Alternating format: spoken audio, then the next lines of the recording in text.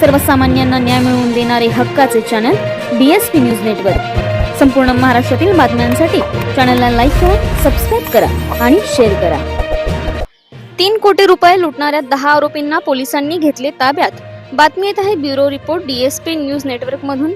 मलकापूर तालुका कराड गावच्या हद्दीत मंगळवार दिनांक 15 ऑक्टोबर रोजी मध्यरात्री 1:30च्या सुमारास एका कारमधून 3 कोटी रुपयांची रोकड लुटणारी 10 जणांची टोळी सातारा पोलिसांनी जेरबंद केली आहे।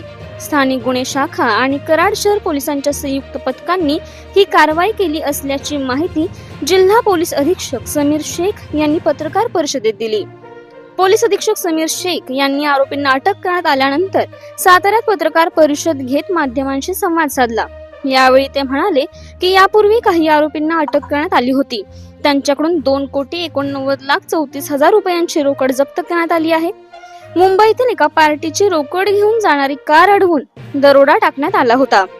आसिफ सलीम शेख राहणार शिंदे गल्ली कराड, सुलताना शकील सय्यद राहणार मंगळवार पेठ करडी पिराजवळ कराड, अजमेर उर्फ अज्जू मोहम्मद मांगलेकर वय वर्ष 36 राहणार गोळेश्वर कारवेनाका कराड, नजर मोहम्मद मुल्ला वय वर्ष 33 राहणार रविवार पेठ कराड, ऋतुराज धनाजी खंडक वय 29 आणि ऋषिकेश धनाजी खंडक वय वर्ष 26 राहणार दाघी तांबवे तालुका कराड, करीम अजित शेख वय वर्ष 35 राहणार मंगळवार पेठ कराड, अक्षय अशोक शिंदे वय वर्ष 29 राहणार तामजाई गल्ली तालुका कराड, नजीर बालेखान मुल्ला वय वर्ष 33 राहणार राजीवनगर सैदापूर कराड, शैलेश शिवाजी घाडगे वय वर्ष 34 आणि अविनाश संजय घाडगे वय वर्ष 29 दोघेही राहणार निमसोड तालुका खटाव अशी अटक केलेल्या संशयितांची नावे आहेत।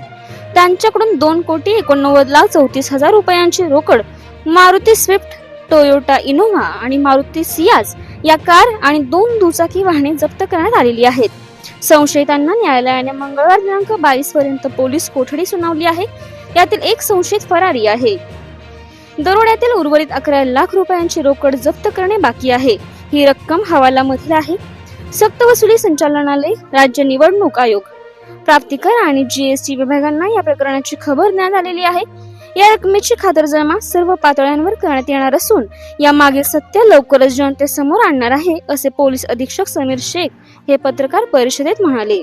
महत्त्वाच्या डिटेक्शनसाठी आपण सगळ्यांनी या ठिकाणी बोलवण्यात आलेला होता। सातारा जिल्ह्यामध्ये 15 तारखेला कराड शहर पोस्टेच्या अंतर्गत एका सिव्हिल गाडीला अडवून काही लोकांनी त्यांना मारहाण करून त्यांच्याकडनं पैसे काढलेले होते अशी तक्रार कराड शहर पोलीस स्टेशनला प्राप्त झालेली होती।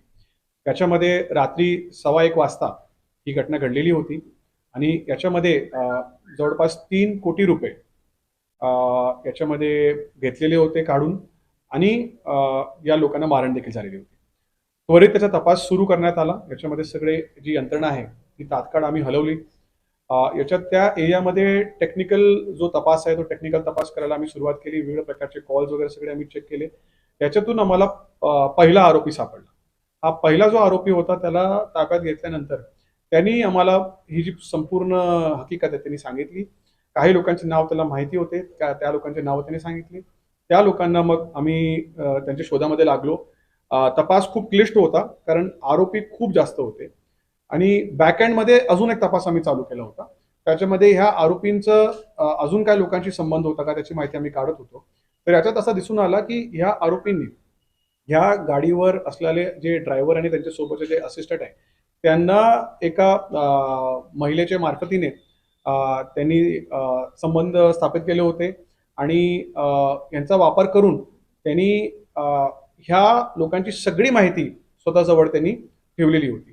त्याचा वापर करून ही गाडी त्यांनी थांबवून हे सगळे पैसे त्यांनी काढलेले आहेत। या चालक आणि त्याच्या सोबतच्या असिस्टंट चालकाला देखील याच्यामध्ये आरोपी करण्यात आलेला आहे।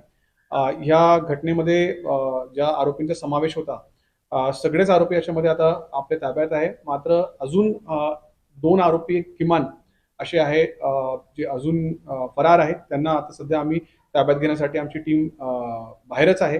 आतापर्यंत 10 आरोपी याच्यामध्ये अटक झालेले आहे। टोटल जी अमाऊंट होती 3 कोटी त्याच्यापैकी 2,89,00,000 रुपये 34,000 अशी पूर्ण अमाऊंट आतापर्यंत रिकव्हर झालेली आहे। जी उरलेली अमाऊंट ते कदाचित ते बाकी 2 आरोपींकडे असेल। त्या आरोपी ताब्यात आल्यानंतर ते देखील रिकव्हर होऊन जाईल। महत्वाचं म्हणजे या गुन्ह्यामध्ये जी अमाऊंट आहे ती मोठी आहे.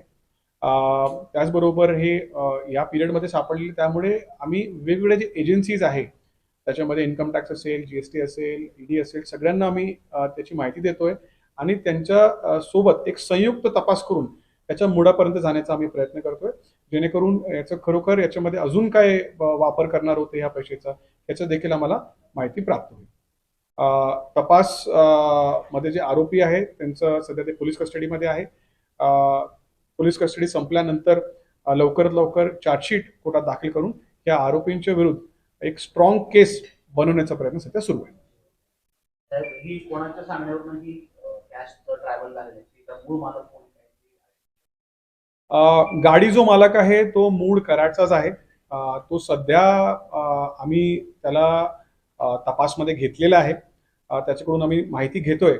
त्याचा रोल, तो पीडित आहे की तो स्वतः आरोपी आहे की तो स्वतः यांच्यासोबत इन्व्हॉल्ड होता, या सगळ्या गोष्टी आता तपासमध्ये निष्पन्न कराव्या लागतील. परंतु हे नक्कीच आहे की तो जो चालक होता आणि चालक सोबत जो सहाय्यक चालक होता, ते दोघे नक्कीच या आरोपींसोबत त्यांनी संगनमताने हा संपूर्ण गुन्हा केला. कॅश कोणाच्या मालकीची होती? ही जी कॅशचा जो मालक आहे हा कर्नाटकचा आहे असं प्रथमदर्शनी त्या गाडी मालकने आम्हाला सांगितलेलं आहे. परंतु जसं मी आपल्याला माहिती दिलेली आहे की याच्यामध्ये इन्कम टॅक्स, जीएसटी सगळ्यांच्या मदतीने आम्ही याच्या मुळापर्यंत जाऊन नेमका ही कॅश कोणाची होती, कशासाठी आणली होती, याचा वापर काय होता, कोणापाशी जाणार होती, या सगळ्या गोष्टींचा सखोल तपास आम्ही करणार.